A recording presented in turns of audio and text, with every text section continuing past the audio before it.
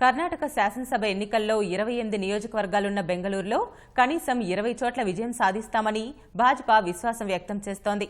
ముఖ్యమంత్రి అభ్యర్థి యడ్యూరప్ప సహా ఇతర నేతలపై ఆరోపణలన్నీ రాజకీయ పూరితమైనవేనని, ఫలితంపై అవి పెద్దగా ప్రభావం చూపబోవని ఆ పార్టీకి చెందిన మాజీ మంత్రి కట్టా సుబ్రహ్మణ్యం నాయుడు అభిప్రాయపడ్డారు.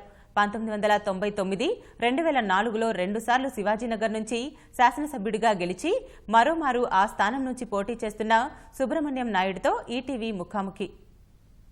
మళ్ళీ మీ పాత నియోజకవర్గం, మీరు ఎప్పటి నుంచో పరిచయం నియోజకవర్గం శివాజీనగర్ నుంచి బరిలో దిగుతున్నారు. మీ విజయావకాశాలు ఎలా ఉన్నాయి?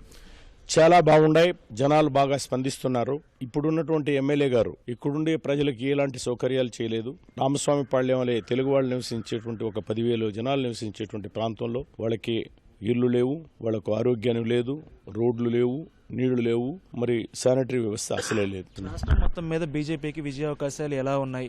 ప్రధానంగా బీజేపీ సిటీలో డామినేషన్ ఉంది తప్పితే రూరల్ ప్రాంతాల్లో అంతగా బలంగా లేదనే వాదన వినిపిస్తుంది. ఉత్తరప్రదేశ్లో ఏ విధంగా ఎలక్షన్ రిజల్ట్ వచ్చిందో ఆ రిజల్ట్ కర్ణాటక రాష్ట్రంలో కూడా వస్తుంది. కర్ణాటకలో 100% Bharatiya Janata party government form చేస్తుంది.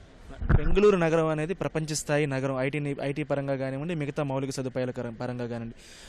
ఈ 5 ఏళ్లలో నగర అభివృద్ధి అనుకున్నంతగా జరగలేదని భావిస్తూ ఉన్నారా? బెంగళూరు తన స్థాయికి తగినట్లుగా ఎదగలేదని కానీ, లేకపోతే మౌలిక సదుపాయాలకు సంబంధించి ఎదగలేదనే భావన ప్రజల్లో ఉందా? దాన్ని ఏమైనా మీరు తీసుకెళ్లబోతున్నారా? డెఫినెట్గా ఆల్రెడీ తీసుకొచ్చాం. బెంగళూరుకి 2000 MLD నీరు కావాలి, తాగునీళ్లు కావాలి. ఈ కర్ణాటక గవర్నమెంటు కావేరీ ట్రిబ్యునల్ నుంచి ఇంకా కూడా త్రాగునీటికి అనుమతి ఇచ్చినప్పటికీ కూడా అక్కడ నుంచి కావేరీ 4th ఫేజ్లో మేము తెచ్చిన వాటర్ దాన్ని ఇంకా ఎక్కువగా తేవలసి ఉంది. ఏమీ చేయలేదు. బెంగళూరు డెవలప్మెంట్కి ఏ విధమైన అభివృద్ధి చేయలేదు. రక్షణ అనేది లేకుండా పోయింది. శివాజీనగరంలో 2 అభ్యర్థుల్ని చంపివేయబడింది. ఈ విధంగా అన్ని విధాలుగా ఫెయిల్యూర్ అయింది గవర్నమెంట్. బెంగళూరు నగరంలో కనిష్టం మేము 20 సీట్లు గెలిచే దిశలో మేము వెళ్తా ఉన్నాం. కాంగ్రెస్ పార్టీకి ఎక్కువ ఇలాంటి ఆరోపణలు ఎక్కువగా ఉండే, బీజేపీకి కూడా అవినీతి ఆరోపణలు చేసే పరిస్థితి కనిపించింది. దాన్ని మీరు ఎలా ఎదుర్కోబోతున్నారు? కాంగ్రెస్ వాళ్ళు హరిశ్చంద్రులు ఏం కాదు, వాళ్ళపైన కూడా ఆరోపణలు ఉన్నాయి. రాజకీయంలో ఇది సహజం. ఆరోపణలు, ప్రత్యారోపణలు, కేసులు, మరి కేసులు, ఉల్టా కేసులు అదంతా మామూలుగానే ఉంటాయి. దాని గురించి మేమేమి బాధపడడం లేదు.